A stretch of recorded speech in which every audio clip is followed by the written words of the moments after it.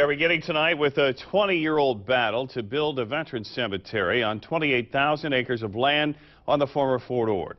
Today, a big green light. Construction of the cemetery will now move forward.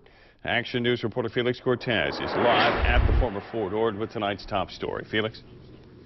Well, Dan, you said it. For 2 decades, there's been a push to build a veterans cemetery here on this land just behind me on the former Fort Ord. And today, the announcement that so many have waited years to hear. We have secured the funding to break ground at the former Fort Ord. With a handshake and a check, the future of the Central Coast Veterans Cemetery has been secured. A $7 million federal grant, along with nearly $3 million in local funding, now means ground can finally be broken. It was once upon a time, there were a group of people in the community of the Monterey Bay Area that said, we deserve and we want to have a cemetery for our veterans.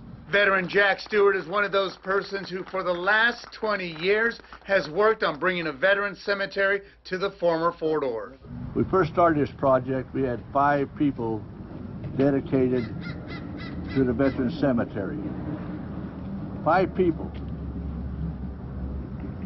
I'm the only one left. This is not about me getting this cemetery established. It's about us. We did it. But the road here wasn't easy. There were setbacks and disappointments. The state and feds didn't want to operate a cemetery, let alone build one. But veterans never gave up on the dream. A final resting place for fallen heroes and veterans who served our country. Former Monterey County Supervisor Edith Johnson has been holding onto her husband's ashes, waiting for this day to come. I'm going to be on the list to get him buried as soon as possible. I'm going to have the family out and have a big ceremony and everything else, because that's the importance. They don't want to go anywhere else and bury their loved ones. This is home right here. This is their lives and their careers and their families grew up here. So this is where they deserve to be buried and remembered and respected. And back here live at the side of the Central Coast Veterans Cemetery, groundbreaking again on that first phase, expected to begin sometime in the spring, with completion expected sometime in 2016. Dan, Aaron. All right, very good. Thank you very much, Felix.